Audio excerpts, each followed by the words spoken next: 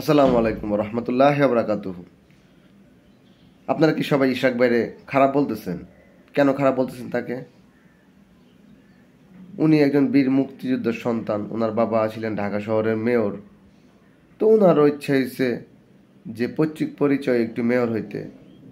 তো উনি তো জোর করে বসে কোনো অপরাধ করেনি।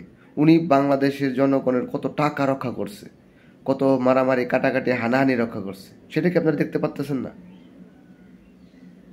আজকে যদি উনি নির্বাচন করতো, উনিও টাকা খরচ করতো, ওনার প্রতিদ্বন্দ্বী যে ছিল সেও টাকা খরচ করতো।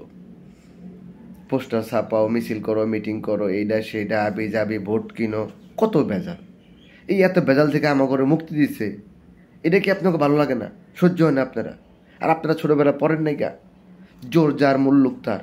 তো ভাই ওইটাই অ্যাপ্লাই করছে। এতে সমস্যাটা কোথায়? হিসাব ভাই কোনো সমস্যা নাই, আপনি এগিয়ে যান ভাই। কারণ আপনি হচ্ছেন বাংলাদেশের রোল মডেল। এরকম এর আগে বাংলাদেশের ইতিহাসে কেউ নগর ভবনে তালা ঝুলায় আন্দোলন করে নাই। তা আরেকটা সিস্টেম হইতে পারে, যেমন হইতেছে এখন জনগণ সব গিয়া ওইখানে একটা জনতার আদালত বসায় দেখ, ওইখানে ফেসলা হোক, কে ঢুকবো কে বেরবো। জনগণ সেবা পাইতেছে না।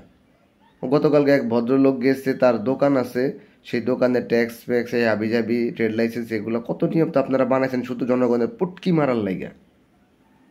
বুঝেন নাই? সরকারি কর্মকর্তা কালকে 3টা ধরা খাইছে। ওদের তো চুল এভাবে কাইটা দেওয়া উচিত ছিল। কে ভাই, রাস্তায় যে 10 টাকা চুরি করে, ওর তো আমরা চুল মূল কাইটা, ওরা যে সরকারি লোকগুলা চুরি করে ধরা খায়, কালকে 3টা ধরা খাইছে। ওকে চুলগুলো কাটিং করে ভিডিওতে দিতে পারলেন না কেন? এত বৈষম্য, এখনো তো বৈষম্য রয়েই গেল।